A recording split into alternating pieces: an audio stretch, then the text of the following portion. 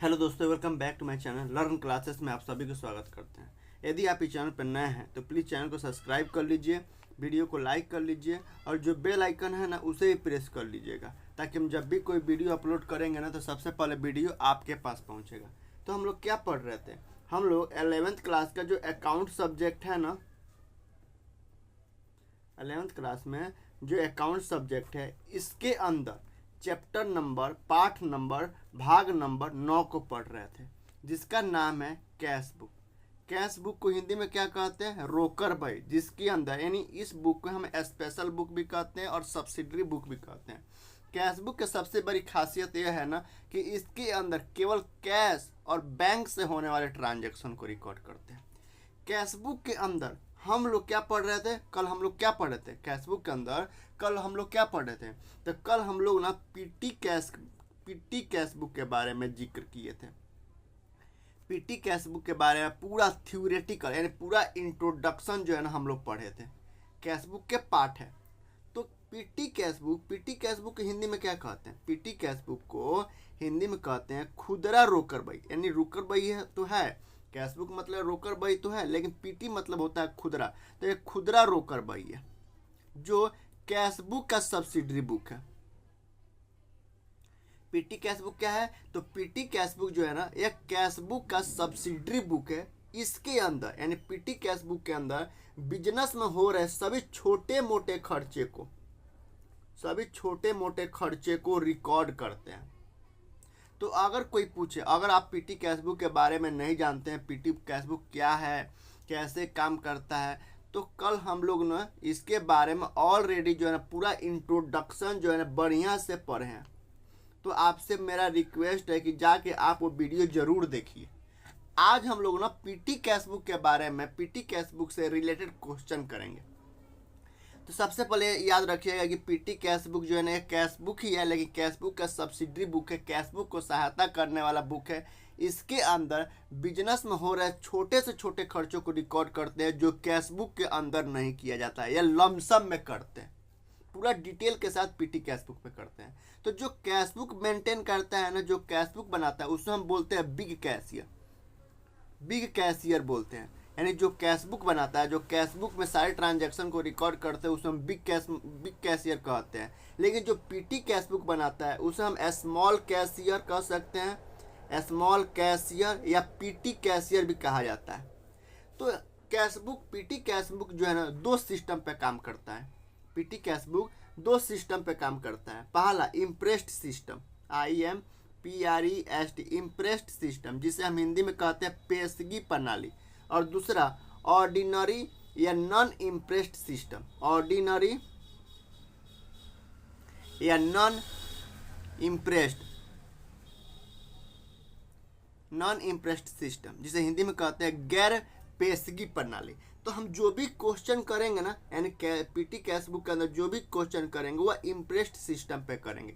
अब ये मत पूछो कि इम्प्रेस्ड सिस्टम क्या होता है, नॉन इम्प्रेस्ड सिस्टम क्या होता है, या ऑर्डिनरी सिस्टम क्या होता है। भाई कल मैंने इसके बारे में बढ़िया से समझा दी, आप जाके एक बार वीडियो देखिए ना, फिर भी चलिए थोड़ा बहुत हिंट आपको दे देते हैं। देखिए इम्प्रेस्ड सिस्टम के अंदर जो है ना एक fixed amount, FA, fixed amount, fixed date को तय कर दिया जाता है कि भैया आपको हर महीने या हर 15 दिन पे, हर 2 महीने पर आपको जेब में, आपके पॉकेट में इतना रुपया होना चाहिए। पीटी कैशियर कहा जाता है कि आपके जेब में 500, 1000, 2000 रुपया होना चाहिए। अब बिजनेस के ऊपर डिपेंड करता है। मान लीजिए किसी बिजनेस के अंदर ज़्यादा खर्चा है तो ज़्यादा अमाउंट देते हैं पीटी कैशियर को, किसी बिजनेस के अंदर कम खर्चा है, डेली का छोटा मोटा कम खर्चा है तो कम अमाउंट देते हैं। मतलब इनको जो देते हैं ना फिक्स अमाउंट, फिक्स डेट को तय कर देते हैं। जबकि ऑर्डिनरी या नॉन इम्प्रेस्ड सिस्टम में जो है ऐसी कोई बात नहीं है। इसमें जो है ना एक मुश्त में पैसा दे दिया जाता है, यानी मोटा मोटी पैसा दे दिया जाता है। 3000, 4000, 5000, 6000 जैसे लग रहा है, बड़ा कैशियर को जैसे लगता है कि पीटी कैशियर को देना चाहिए, उस हिसाब से पैसा दे देता है और टोटल खर्चा होने के बाद फिर पैसा देता है, हिसाब लेने के बाद पैसा देता है। तो हम लोग इम्प्रेस्ड जो भी क्वेश्चन करेंगे ना, जो भी पीटी कैश बुक बनाएंगे वह इम्प्रेस्ड सिस्टम पे बनाएंगे। तो petty cash book, PITTY, PT cash book PT cash book दो तरीके से बनाया जा सकता है, यानी दो तरीका यानी दो मेथड से पीटी कैश बुक बनाया जा सकता है। पहला सिंपल मेथड, जिसे हम सिंपल पीटी कैश बुक कहते हैं, मतलब आसान या मतलब सिंपल मतलब साधारण खुदरा रोकड़ भाई। सिंपल पीटी कैश बुक जो सिंपल है, कैश बुक की तरह ही होता है। जो सिंपल पीटी कैश बुक होता है ना, ये कैश बुक के तरह ही होता है, लेकिन सबसे बड़ी बात है ना कि कैश बुक में डेट और पार्टिकुलर्स के दो दो कलम होता है। डेबिट साइड में दो और क्रेडिट साइड में भी दो, क्रेडिट साइड में भी होता है। लेकिन सिंपल पीटी कैश बुक में एक एक कलम होता है, डेट और पार्टिकुलर्स का एक एक कलम होता है, ठीक है। और पार्टिकुलर्स में चाहे आप कितना रुपये, चाहे पैसा आप रिसिप्ट कर रहे हो, चाहे पैसा पेमेंट कर रहे हो, एक ही पार्टिकुलर्स के अंदर लिखते हैं सिंपल पीटी कैश बुक में। दूसरा जो मेथड होता है पीटी कैश बुक बनाने का, वो होता है analytical, ANALYTIC, analytical PT cash book. Analytical का मतलब होता है विश्लेषण करके, विश्लेषणात्मक, यानी पूरा डिटेल के साथ। पूरा डिटेल का मतलब हो गया कि देखिए सिंपल पीटी कैश बुक में क्या होता है कि पैसा रिसिप्ट किए तो एक ही पार्टिकुलर्स के अंदर लिखेंगे, और पेमेंट किए, जितना पेमेंट आप कर रहे हैं, मतलब खर्चा कर रहे हैं, चाहे वो 10 खर्चा हो, 10 मतलब 1 2 3 4 ऐसे करके 10 खर्चा हो, सब एक ही कलम में लिखते हैं, मतलब पार्टिकुलर्स में लिखते जाते हैं, ठीक है। लेकिन एनालिटिकल में क्या होता है, जितने भी खर्चा होता है ना, हर एक खर्चा के एक अलग अलग कलम बनाते हैं। इसलिए एनालिटिकल पीटी कैश बुक को खानेदार यानी कलमनर पीटी कैश बुक भी कहते हैं। तो चलिए हम लोग बिना देरी किए सिंपल पीटी कैश बुक के मदद से ना एक पीटी कैश बुक बनाते हैं। पीटी कैश बुक बनाते हैं सिंपल पीटी कैश बुक के सहायता से, सिंपल पीटी कैश बुक के मदद से हम लोग क्या बनाते हैं, तो एक में पीटी कैश बुक बनाते हैं। लेकिन हमेशा सबसे पहले सिंपल पीटी कैश बुक बनाने से पहले हम कुछ जर्नल एंट्री जो है ना समझ लेते हैं। देखिए एक क्या है, एक बिजनेस है, एक बिजनेस है, बिजनेस का ऑनर ये है, ये बिजनेस का ऑनर है, इसका नाम है किशन। इसने एक बिजनेस ओपन किया और बिजनेस का नाम रखा KE यानी किशन इंटरप्राइज है। क्या रखा है, किशन इंटरप्राइज है। तो अपने बिजनेस में हो रहे सारे ट्रांजैक्शन को रिकॉर्ड करने के लिए एक अकाउंटेंट रखता है, दो अकाउंटेंट रखता है, दो अकाउंटेंट रखता है। पहला जो कैश बुक बना रहा है या ऑर्डर बुक बना रहा है, पहला जो cash book, journal book, purchase book, मतलब सारे खर्चे को सारे अलग अलग बुक बना रहे हैं और उसके अंदर ट्रांजैक्शन को रिकॉर्ड करता है। छोटा मोटा खर्चा रिकॉर्ड नहीं करता, बड़ा बड़ा ट्रांजैक्शन रिकॉर्ड करता है। और एक दूसरे अकाउंटेंट रखता है, जो किशन इंटरप्राइज का ओनर जो किशन है ना, दो अकाउंटेंट रखता है, दूसरे अकाउंटेंट रखता है उसका, वो एक दूसरा अकाउंटेंट रखता है, जो दूसरा अकाउंटेंट रखता है। और इस अकाउंटेंट को काम दिया है कि भाई तुम केवल पीटी कैश बुक बनाओगे। चूँकि किशन का बहुत बड़ा बिजनेस है तो डेली छोटे मोटे खर्चा 500 1000 रुपये 1500 का हो जाता है डेली का, तो उसके उस खर्चा कहाँ खर्चा कर रहा है उसके लिए पीटी कैश बुक बनवाता है। तो अब ये पीटी कैश बुक के पास पैसा कौन देगा भाई, पीटी कैश बुक के पास पैसा कहाँ से आएगा कि खर्चा करेगा। तो ये ना अपने जो बिग कैशियर है ना, जो कैश बुक बनाता है, जो बड़ा अकाउंटेंट है ना, इसको बोलते हैं बिग कैशियर, बिग कैशियर। और जो पीटी कैश बुक बनाते हैं इसको बोलते हैं small cashier, big cashier, small cashier. तो जो स्मॉल कैशियर है ना, जो पीटी कैशियर है ना, इसके पास पैसा कहाँ से आता है, खर्चा करने के लिए पैसा कौन देता है, अपने जेब से तो लगाता नहीं होगा। तो इसको जो है ना पीटी कैशियर को जो है ना, जो बड़ा कैशियर है ना, बिग कैशियर, वो पैसा देता है। यानी स्मॉल कैशियर को, पीटी कैशियर को पैसा कौन देता है, तो बड़ा कैशियर देता है। तो जब बड़ा कैशियर अपने जेब से पैसा देता है, जब हम बैंक में पैसा जमा करते हैं तो क्या करते हैं, बैंक अकाउंट डेबिट करते हैं टू कैश अकाउंट। तो ये जो बड़ा कैशियर है ना, बड़ा कैशियर वो पैसा दे रहा है छोटा कैशियर को कि भाई तू खर्चा करना, खर्चा करने के लिए दे रहा है। तो अभी भाई पैसा दे रहा है यानी एक गुल्लक से दूसरे गुल्लक में डाल रहा है। अभी तो भाई मान लीजिए इसके पास एक गुल्लक है, इसके पास एक गुल्लक है, गुल्लक में 10 लाख 20 लाख रुपया है। तो ये छोटे कैशियर को दे रहा है गुल्लक, एक छोटा कैशियर को गुल्लक बना के दे रहा है, एक छोटा गुल्लक है। तो इसमें जो ये 12 गुल्लक में से छोटा गुल्लक में कुछ रुपया डाल रहा है कि भैया छोटा गुल्लक का यूज करके तुम पैसा यूज करोगे, तुम छोटा मोटा खर्चा करोगे। तो जब ये 12 गुल्लक, जो 12 कैशियर छोटे कैशियर को पैसा देता है, तो इसके पास से तो कैश जा रहा है, तो क्या एंट्री करेगा, टू कैश, इसके पास से कैश जा रहा है तो एसेट घट रहा है तो टू कैश अकाउंट करेगा। लेकिन दूसरे गुल्लक में पैसा डाल रहा है तो इसका ही पैसा है, इसका ही पैसा है जो खर्चा करने के लिए दे रहा है। तो अगर खर्चा नहीं करेगा तो पूरा पैसा ले लेगा।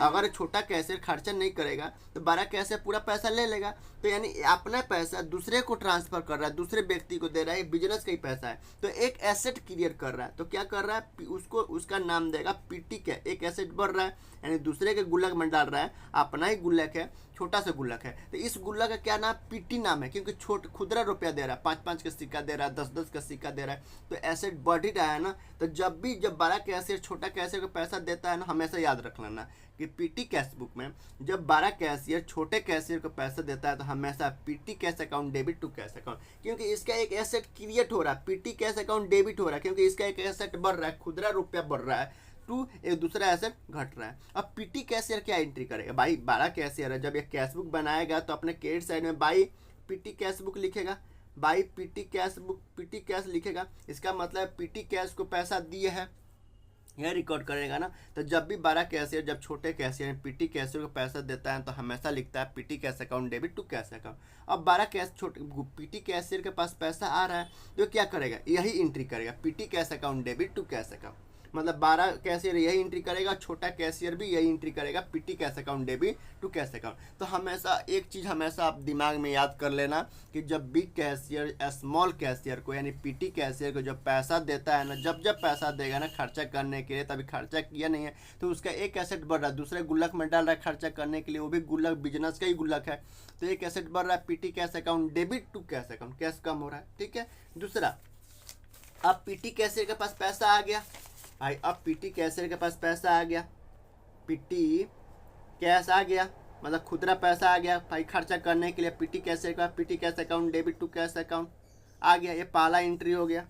अब पीटी कैशियर क्या करेगा, खर्चा करेगा। तो जितना भी खर्चा करेगा, मान लो कि कुली को भाड़ा दिया, चाय का भाड़ा दिया, मतलब ऑफिस एक्सपेंस, मान लो छोटा 20 रुपये का ऑफिस एक्सपेंस किया, तो ऑफिस एक्सपेंस में से मान लीजिए पेन उन खरीदा है तो ऑफिस एक्सपेंसेस बढ़ता है तो डेबिट करेंगे, तो ऑफिस एक्सपेंस अकाउंट डेबिट करेंगे।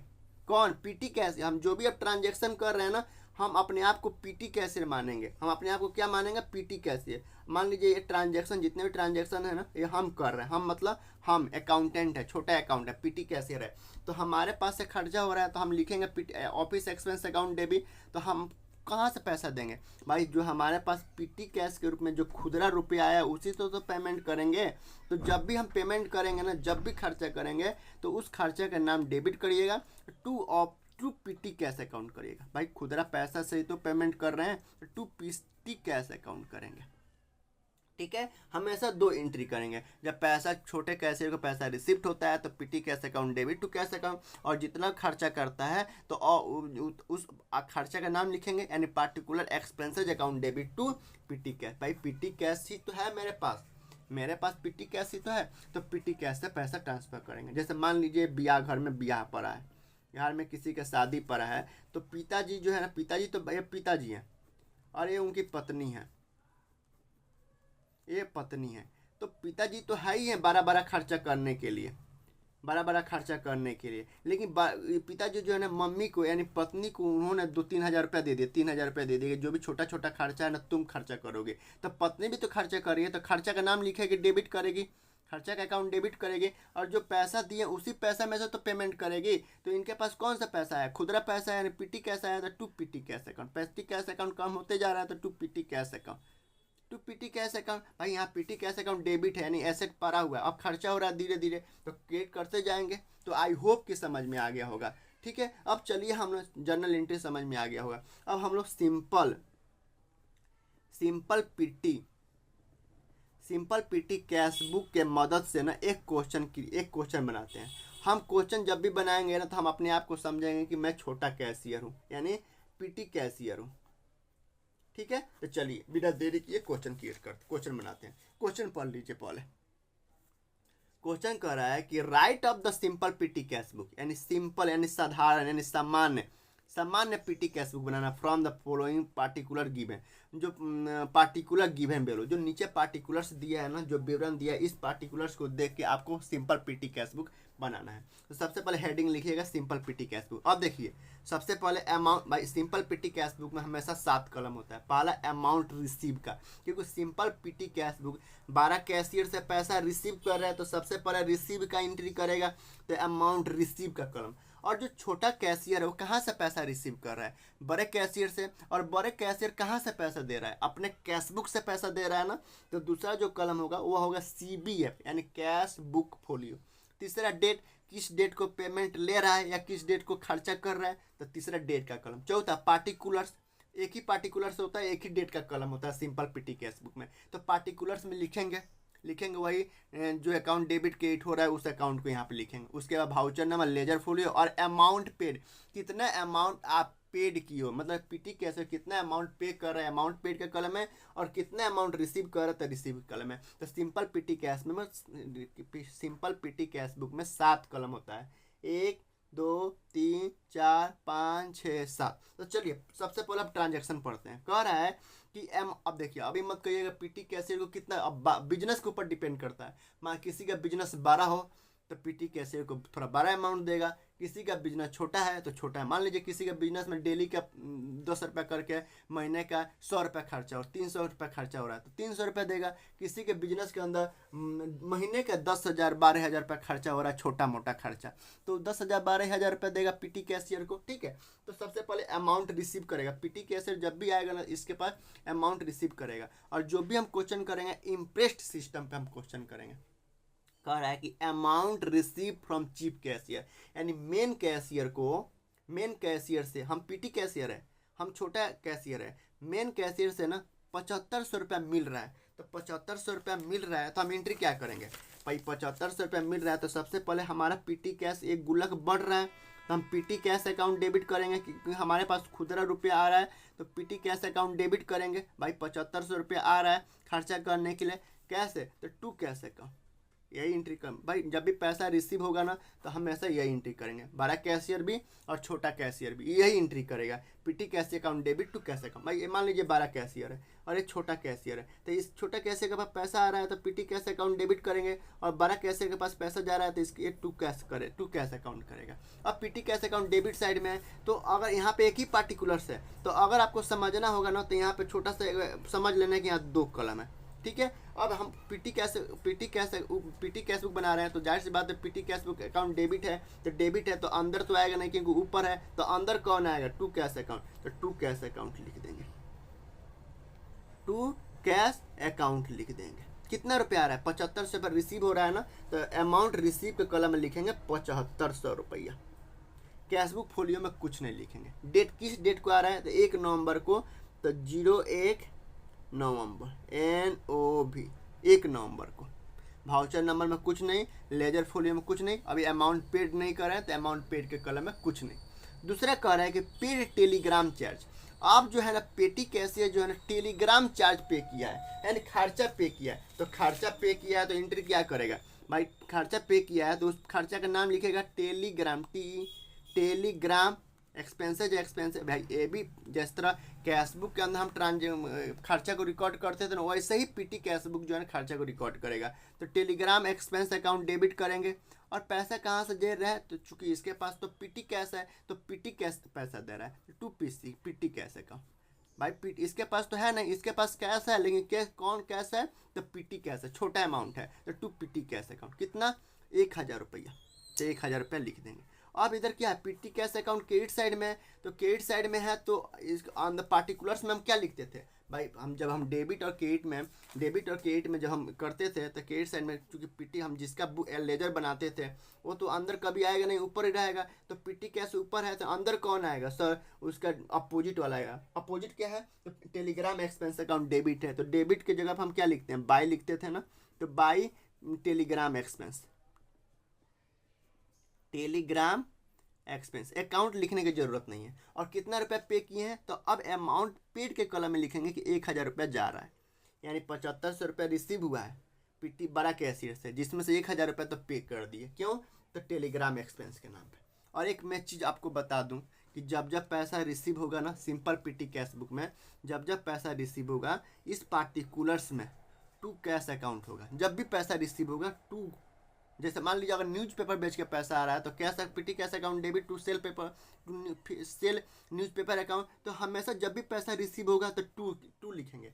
और जब भी हम खर्चा पेमेंट करेंगे ना तो हमेशा बाई लिखेंगे, bi party expenses account, by particular expenses account. तो जब भी हम खर्चा पेमेंट करेंगे by particular expense account, by particular expense, जब भी खर्चा पे करेंगे। और जब भी पैसा आएगा टू कैश अकाउंट, पैसा आएगा तो रिसीव के कॉलम में, पैसा पेमेंट करेंगे तो अमाउंट पेड के कॉलम में। कब की बात है, टेलीग्राम एक्सपेंस कब पे किए, 2 नवंबर का ना, तो 02/11, ठीक है। फिर कह रहा 3 नवंबर को पेड इलेक्ट्रिक बिल, यानी पीटी कैशियर जो है ना वह 450 रुपये का बिजली बिल पे किया है।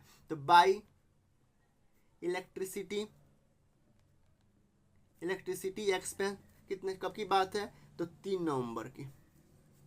तो कितना रुपये पे किए, 450 रुपये। तो अमाउंट पे गया है ना, अमाउंट जेब से जा रहा है तो ये हो गया। अब अगर इसका जर्नल एंट्री भी आप करिएगा ना तो बाई का मतलब क्या, डेबिट, तो electricity expense account debit to petty cash account. फिर आगे पढ़िए चौथा 4/11 को जब भी खर्चा पे करोगे ना तो पार्टिकुलर्स में हमेशा बाई लिखोगे, और जब भी अमाउंट रिसीव होगा तो हमेशा टू लिखोगे। इतना तो समझ में आ रहा है ना।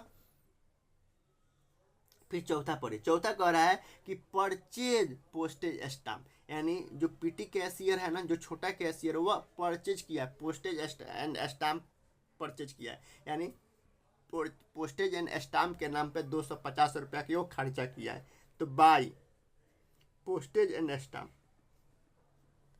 पोस्टेज एंड स्टाम्प्स कितने रुपये पे किया, 250 रुपया। तो अमाउंट पेड के कॉलम में 250 रुपया लिख देंगे। कब की बात है, तो 4 की बात है, 4 तारीख हो गया। फिर कह रहा है कि टैक्सी भाड़ा दिया 5/11 को, टैक्सी भाड़ा दिया ना तो खर्चा है, तो बाई टैक्सी फेयर, अकाउंट लिखने की जरूरत नहीं है, टैक्सी फेयर। कितने रुपये पे किए हैं, 450 रुपया। तो 450 रुपये अमाउंट गया है ना, तो अमाउंट पेड के कॉलम में। फिर आगे पढ़िए, कह रहा है मिसलेनियस एक्सपेंसेस है 7 को, 07/0/11। अब मिसलेनियस एक्सपेंसेस क्या होता है, मिसलेनियस एक्सपेंसेस का मतलब होता है वैसा एक्सपेंस जिसका हम नाम नहीं जानते कि कौन सा एक्सपेंस है। मान लीजिए पीटी कैशियर गया स्टेशन पर, गया किसी को छोड़ने, मालिक को छोड़ने गया और इसको बाथरूम लग गया, तो इसने 5 रुपये जो है वो बाथरूम वाले को दिया और अपना फ्रेश होकर बाहर निकल गया। तो भाई ये बिजनेस के काम से ही तो गया था, ऑनर को छोड़ने गया था, बिजनेस के काम से ही गया था छोड़ने, बिजनेस के काम से गया था ऑनर को, या किसी मान लीजिए कोई काम करने गया, इसको बाथरूम लग गया या कहीं इसने 10 रुपये का नाश्ता कर लिया, तो अब मालिक से थोड़े ना बताएगा कि भाई हम 10 रुपये का नाश्ता कर लिए। अगर मालिक से थोड़े ना बताएगा, लिखेगा तो क्या लिखेगा, सर 10 रुपये का समोसा खाए, नहीं। तो वैसे जगह पे ना मिसलेनियस एक्सपेंसेस लिखा जाता है, मतलब ऐसे खर्चा जिसका हम नाम नहीं रख सकते हैं या कहीं कवर नहीं होता है, उस एक्सपेंसेस को मिसलेनियस एक्सपेंसेस नाम दिया जाता है। मिसलेनियस एक्सपेंसेस मतलब छोटा मोटा खर्चा ही होता है, ठीक है।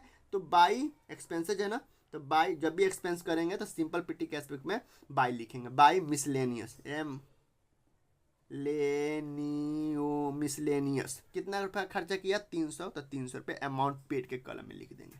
फिर कह रहा है 8 नवंबर को, 08/11 को क्या कह रहा है कि परचेज पोस्टेज स्टाम्प। फिर इन्होंने 250 रुपये के स्टाम्प खरीदे हैं, जरूरत होगा फिर खरीदा इसने, भाई जरूरत होगा तो फिर खरीदा है, तो भाई पेमेंट किया है तो लिखेगा बाई पोस्टेज एंड स्टाम्प। कितना है पे किया, 250 रुपये। तो फिर 250 रुपये अमाउंट गया तो 250 रुपये लिख दिया।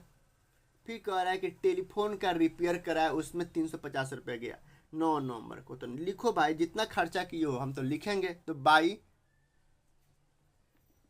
टेलीफोन एक्सपेंस लिख रहे हैं, जितना भी हम खर्चा कर रहे हैं ना एक ही पार्टिकुलर्स के कॉलम में बाई लिख रहे हैं। बाई एक बार पैसा रिसीव हुआ है तो टू कैश, टेलीफोन एक्सपेंस कितना पे किया गया, 350 रुपया। तो अमाउंट पेड के कॉलम में 350 रुपये लिख दिए। फिर कह रहा है कि पेड बस फेयर को दिया गया है 10/11 को, तो बाई बस फेयर। जितना भी छोटा मोटा खर्चा हम रिकॉर्ड करेंगे तो रिकॉर्ड कर रहे हैं, बाई बस फेयर। फिर ढुलाई दी, मतलब कैरेज दी 11 तारीख को, 11 नवंबर को, 11/11 को, तो बाई कैरेज। कितना 500, तो 500।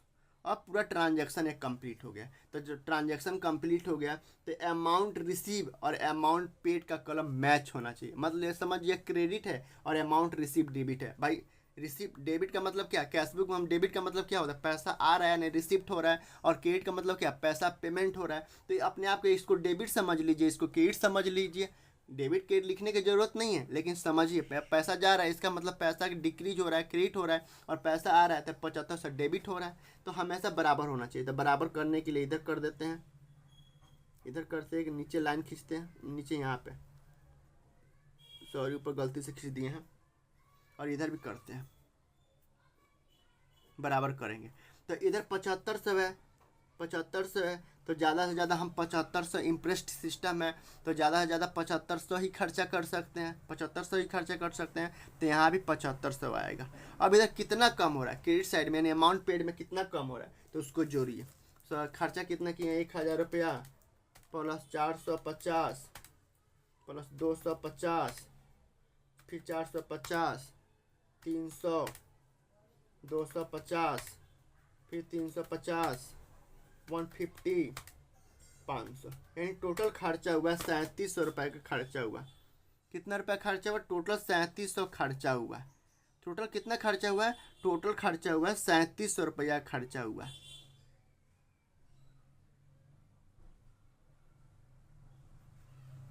सैंतीस सौ का खर्चा हुआ, 3700 खर्चा हुआ। यहाँ 3700 नहीं लिखना चाहिए, हमको काट देते हैं। टोटल 3700 का खर्चा हुआ है। तो कितना कम हो रहा है, 7500 में, 7500 में 3700 खर्चा हो रहा है। तो इधर कितना कम हो रहा है, जिधर कम होता है उधर क्या लिखते हैं, बैलेंस CD लिखते हैं। जिधर कम होता है उधर क्या लिखते हैं, बैलेंस CD लिखते हैं। और चूंकि इधर अमाउंट क्रेडिट साइड में कम है तो बाई बैलेंस CD। कितना कम है, 3700, 7500 रुपया मिला था, उसमें 3700 खर्च कर दीजिए तो 3800 रुपया जो है ना, 3800, यहाँ सॉरी 3800 कर दे, 3800 रुपया जो है ना कम है इधर। चूँकि अमाउंट रिसीव को डेबिट मान लो और अमाउंट पेड को क्रेडिट मान लो, तो क्रेडिट और डेबिट बराबर होना चाहिए। तो डेबिट 7500 है तो इधर भी 7500 होना चाहिए। तो इधर कितना कम हो रहा है, 3800 रुपया कम हो रहा है। तो जिधर कम होता है उधर क्या लिखते हैं, बैलेंस शीट लिखते हैं। और क्रेडिट साइड में हमेशा बाई, इसको मान लो कि क्रेडिट है भाई, डेबिट और क्रेडिट दोनों में लिख रहा है। और कब लिखेंगे सर, चूँकि यहाँ पे 11 है, 11 है, मतलब 11 नहीं है, यहाँ पे 15 सॉरी 10 के बाद जो है ना 15 है, सॉरी यहाँ 15। इसका मतलब जो है ना, मतलब यह महीना की काउंटिंग नहीं, यह इम्प्रेस्ड सिस्टम है। और इम्प्रेस्ड सिस्टम में आपको 15 दिन पर कहा गया है PT कैशियर को कि आप 15 दिन पर हमको रिपोर्ट दीजिए, यानी हाफ मंथ के बाद जो है ना हमें रिपोर्ट दीजिए। तो हाफ मंथ हो गया यानी 15 दिन हो गया। अगर और 16, 17, 18, 19, 20 रहता ना तो हम एज्यूम करते कि भाई ये पूरे महीने का पैसा कैलकुलेट किया जा रहा है। लेकिन यहाँ 15 तारीख ही है, इसका मतलब हर 15 दिन पर जो है ना ये PT कैशियर जो है ना अपना बनाता है, पूरा डिटेल से बनाता है और अपना मेन कैशियर को सौंपता है। तो फिर इधर इधर इधर भाई अब इधर कितना बाई बैलेंस CD 3800 रुपये कम हो रहा है। तो फिर से हम अगले महीने के पहली तारीख को ट्रांसफ़र करेंगे ना, तो ट्रांसफ़र करेंगे 15 तारीख के बाद 16 तारीख हो जाएगा, 16/11 को हम रिपोर्ट दे रहे हैं। तो कितना ट्रांसफ़र करेंगे, कितना ट्रांसफ़र करेंगे डेबिट साइड में 2। जब पैसा ट्रांसफ़र करते हैं तो क्या लिखते हैं, 2 बैलेंस, मतलब जिधर ट्रांसफ़र करते हो बैलेंस BD लिखते हैं। तो हम इधर अमाउंट रिसीव में ट्रांसफ़र कर रहे हैं ना, तो अमाउंट कितना रुपये ट्रांसफ़र करेंगे, ये 3800 रुपये यहाँ पे आ जाएगा। यानी 16/11 को 3800 रुपये हम अमाउंट रिसीवर को यानी बड़ा कैशियर को बताएंगे कि अभी भी हमारे जेब में 3800 रुपया है। आपने 7500 दिए थे, 3700 खर्चा हो गया, तो 3800 रुपया जो है ना अभी भी हमारे पास पड़ा हुआ है। तो आप लेना चाहे तो आप ले सकते हो। अमाउंट रिसीव में 3800 रुपया ही पड़ा हुआ है। तो चूँकि इम्प्रेस्ड सिस्टम है और इम्प्रेस्ड सिस्टम में हर 16वां तारीख को, हर 15 दिन के बाद 16वां तारीख को, 16वां दिन है, मतलब 7500 रुपये इनके जेब में होना चाहिए। तो अभी तो अमाउंट रिसीव के कॉलम 3800 रुपये है, तो 3700 रुपये बड़ा कैशियर से फिर पैसा लेगा। तो बड़ा कैशियर से जब पैसा लेगा तो क्या करेगा, PT cash account debit to cash account, तो फिर 16/11 को एंट्री करेगा टू कैश अकाउंट, और टू कैश अकाउंट पैसा रिसीव करेगा ना, तो कितना रुपये रिसीव करेगा, 3700 रुपये रिसीव करेगा। फिर इसके पास 7500 रुपया हो गया। तो हमेशा सिंपल PT कैश बुक में जब बड़ा कैशियर छोटे कैशियर को पैसा देता है तो हमेशा एंट्री करना PT cash account debit to cash account. और PT कैशियर जितना भी खर्चा करेगा वो क्या रिकॉर्ड करेगा, क्या रिकॉर्ड करेगा भाई, जो जो खर्चा करेगा उस खर्चा का नाम लिखेगा टू पीटी कैश अकाउंट, ठीक है। और टोटल 7 कलम होता है। पहला अमाउंट की रिसीव में जितना अमाउंट रिसीव करेगा, अमाउंट रिसीव के कलम में जितना खर्चा पेमेंट कर रहा है वो खर्चा एक ही पार्टिकुलर्स के अंदर लिखते हैं, डेट लिखते हैं। अमाउंट पेड कर रहा है तो पेड के कलम है। और इसको डेबिट मान लो, इसको क्रेडिट मान लो, बराबर होना चाहिए। इधर 7500 इधर 7500, इधर कम हो जाता है बाई बैलेंस 3800।